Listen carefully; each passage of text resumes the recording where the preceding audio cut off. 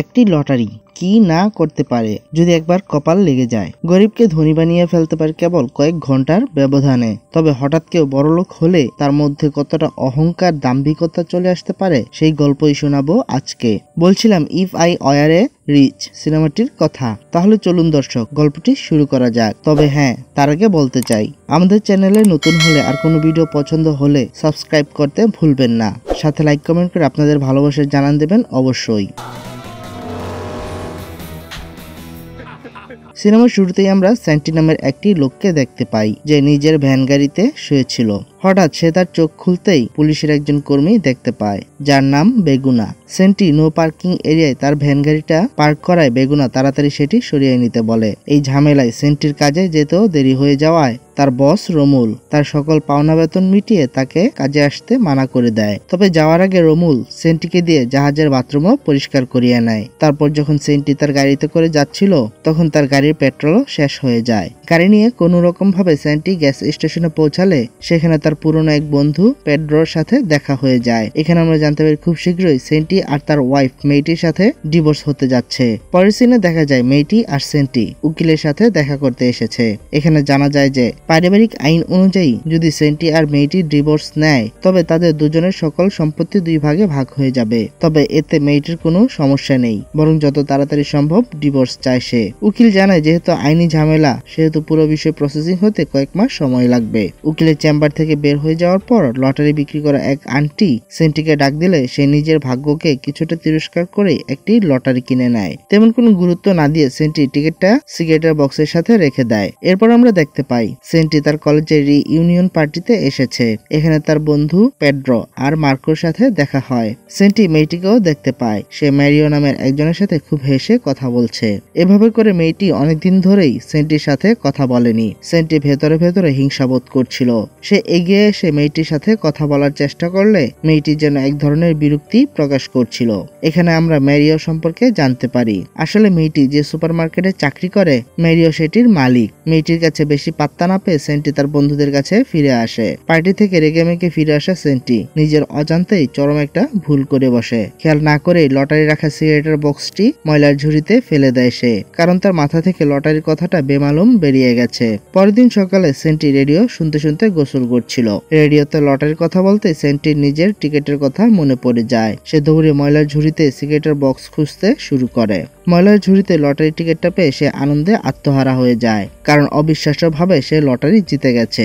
Centi সাথে সাথে মেয়েটিকে কল করে, কিন্তু মেয়েটি কল ধরে না। তারপর সে মেয়েটির সাথে দেখা করতে গেলে দেখতে পায় তার স্ত্রী মেয়েটি ম্যারিওর সাথে কিস করছে। বিষয়টা সেন্টিকে ভীষণ কষ্ট দেয় আর সে সেখান থেকে চলে যায়। তবে সেন্টি যা দেখেছে ঘটনা ঘটেছে তার উল্টো। আসলে মেয়েটি ম্যারিওকে কিস করতে চায়নি, ম্যারিও কিছুটা জোর করে এটা আদায় করেছে। পরের সিনে দেখা যায় সেন্টি ব্যাংক থেকে লটারিতে জিতে যাওয়া 25 মিলিয়ন টাকা উঠাতে এসেছে, কিন্তু ভীতু সেন্টি ভয় পাচ্ছিল, কারণ এত টাকা জীবনে কখনোই একসাথে দেখেনি সে। তাই সাহস জোগাতে না পেরে সে ফিরে আসে।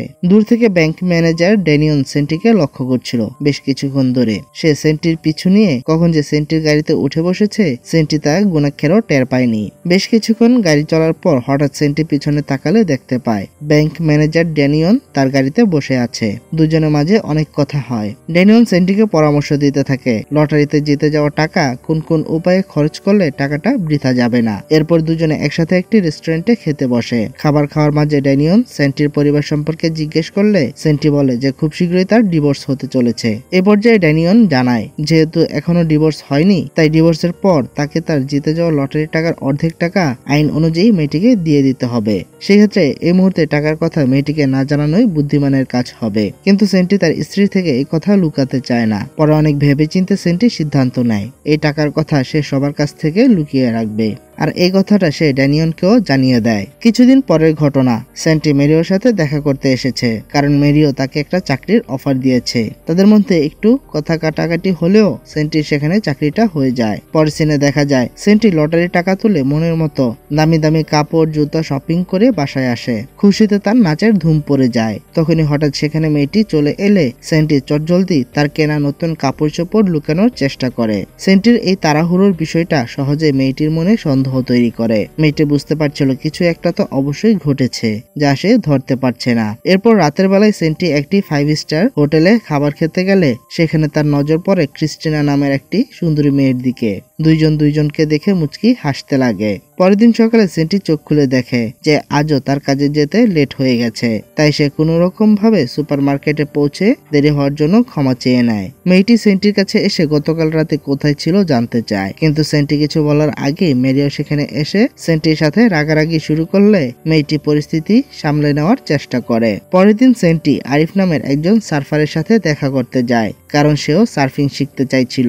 এরপর সে বেশ কিছুদিন সমুদ্রে প্র্যাকটিস করে সার্ফিং এর বিষয়ে অনেক কিছু শিখে নেয়। একদিন রাতে সেন্টির কাছে পেড্রো আর মার্কোর ফোন এলে সেন্টি তাদের সাথে সার্ফিং শিখে আসার কথা শেয়ার করে। তখন তাদের মনে হতে থাকে সেন্টি নিশ্চয়ই ডিপ্রেশনে গিয়ে এমন ভুলভাল কথা বলছে, কারণ সার্ফিং শেখা বড় লোকদের শখ। তারা সেন্টিকে তাদের সাথে দেখা করতে বললে সেন্টি দেখা করতে মানা করে দেয়, এতে তারা একটু কষ্ট পায়। পরের সিনে আমরা দেখতে পাই সেন্টি ড্যানিয়নকে নিয়ে রোমুলুর সাথে দেখা করতে আসে। সেন্টি রোমুলুর জাহাজ কিনতে চায়। এটা যেন রোমুলুর বিশ্বাস হচ্ছিল না, কারণ যে মানুষটিকে সে কেবল কিছুদিন আগেই কোনো সিরিয়াস কারণ ছাড়াই কাজ থেকে বের করে দিয়েছিল, সেই মানুষটাই আজ তার জাহাজ কিনতে এসেছে। মূলত প্রতিশোধ নেওয়ার জন্যই সেন্টি এই জাহাজটি কিনতে চাইছে। জাহাজ কেনার পর সেন্টি তার প্রতিশোধটা নিয়েই নেয়। যেমন করে রোমুল তাকে দিয়ে জাহাজের বাথরুম পরিষ্কার করিয়েছিল, একইভাবে সেও আজ রোমুলকে দিয়ে জাহাজের বাথরুম পরিষ্কার করিয়েছে। এখানকার কাজ মিটিয়ে ড্যানিয়ন আর সেন্টি আরো অনেক জিনিস কেনার জন্য যাচ্ছিল। তখনই হঠাৎ তাদের সামনে পেড্রো আর মার্কো চলে আসে। তারা সেন্টির গায়ে দামি জামা দেখে বেশ অবাক হয়। সেন্টির গায়ে এত দামি জামার রহস্য জানতে চাইলে সে তাদেরকে মিথ্যা বলে যে এই জামাগুলো তার নতুন চাকরির জন্য।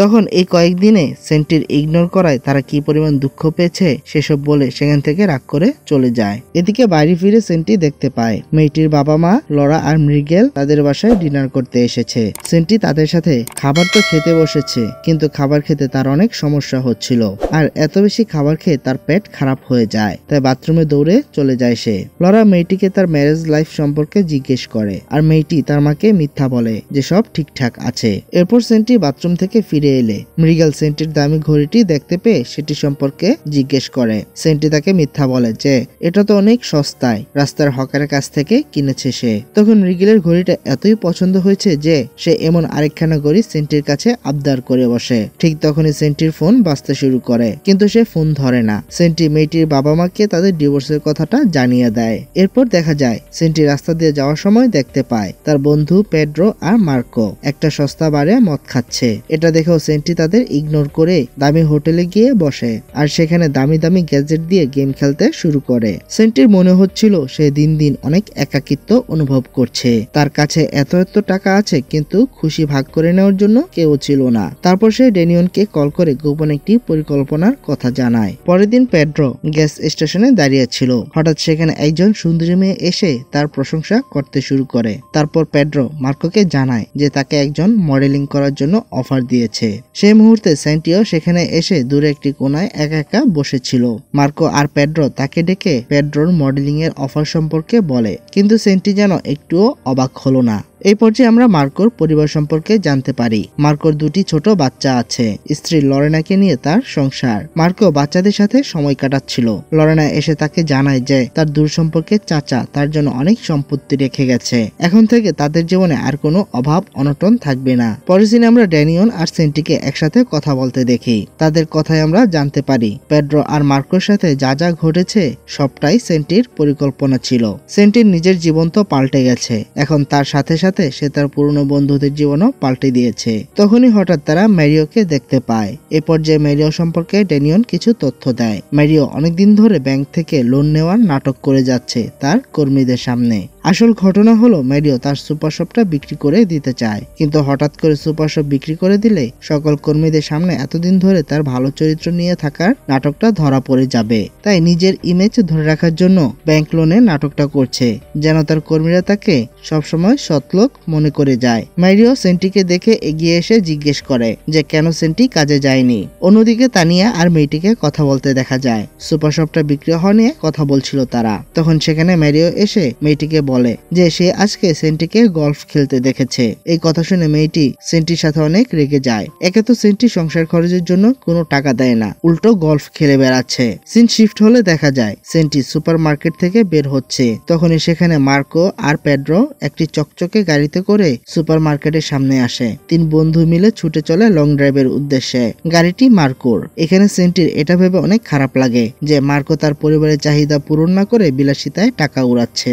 এই বিষয়ে সেন্টি কথা তুলতেই মার্কো রেগে গিয়ে সেন্টিকে কথা শোনাতে শুরু করলে সেন্টিও রেগে গিয়ে বলে দেয় যে মার্কোর এসব বিলাসিতা তার টাকায় হচ্ছে। কিন্তু পেড্রো আর মার্কো এই কথা বিশ্বাস করে না। তখনই হঠাৎ মার্কো গাড়ির কন্ট্রোল হারিয়ে ফেলে। গাড়ি পাহাড় থেকে নিচে পড়ে যায় একটি নদীতে। সেন্টি এই সংকটময় সময়ে মার্কো আর পেড্রোকে বলে দেয় তার লটারি জিতার কথা। কিছুক্ষণ পরে তারা 3 জন সাঁতার কেটে নদীর পাড়ে চলে আসে। পরের সিনে দেখা যায় মেয়েটিকে ম্যারিও কল করেছে।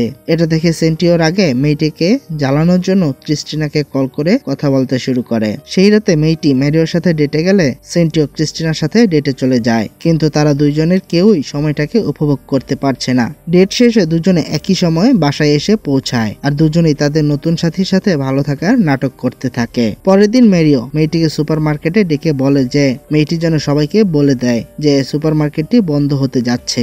মেরিও এবার ভালো সাজার জন্য মিথ্যা কথা বলে যে সে সুপার মার্কেটটি বাঁচানোর অনেক চেষ্টা করেছে কিন্তু পারেনি। মেরিওর মিথ্যা নাটক দেখে মেয়েটি অনেক কষ্ট পায়। সেন্টি সহজেই মেয়েটির মনের অবস্থা বুঝতে পেরে তাকে ডেটে যাওয়ার জন্য প্রপোজাল দেয়। এতে হয়তো মেয়েটির মন কিছুটা ভালো হবে। মেয়েটি যতক্ষণে বাসায় এসেছে ততক্ষণে সেন্টি সারা বাসা পরিষ্কার করে চকচকে করে ফেলেছে আর সে মেয়েটির প্রিয় খাবারগুলো তৈরি করেছে। সেন্টি সবকিছু ভুলে মেয়েটিকে আবার নতুন করে সবকিছু শুরু করার কথা বলে। মেয়েটিও বুঝতে পারে তাদের দুইজনেরই ভুল হয়েছে। তারপর দুইজন দুইজনের কাছে ক্ষমা চেয়ে মিলে যায়। এই প্রথম সেন্টি মেয়েটিকে লটারির কথা বলে কিন্তু মেয়েটির তার কথা বিশ্বাস হয় না। তার মনে হচ্ছে সেন্টি তার সাথে মজা করছে। এজন্য সে রাগ করে বাইরে চলে যায়। তারপর সেন্টি তাকে শেডে নিয়ে এসে সকল দামি জিনিস দেখায় যা সে কিনেছে।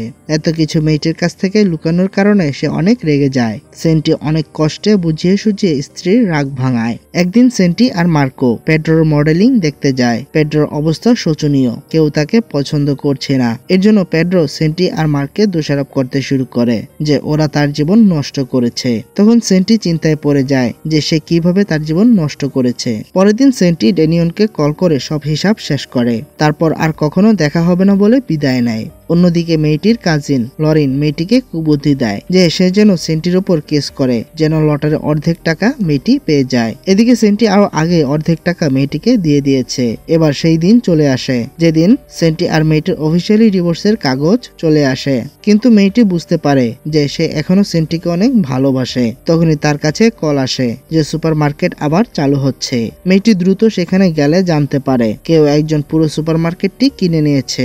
এখন আর তাদের চাকরি যাবে না। মেয়েটি ম্যারিওকে এই সুখবরটি দিতে গিয়ে জানতে পারে যে ম্যারিও এই সুপার মার্কেটটি অনেক আগে থেকেই বিক্রি করে দিতে চাইছিল। এতদিন সে সকল কর্মীর সাথে কেবলই নাটক করে এসেছে।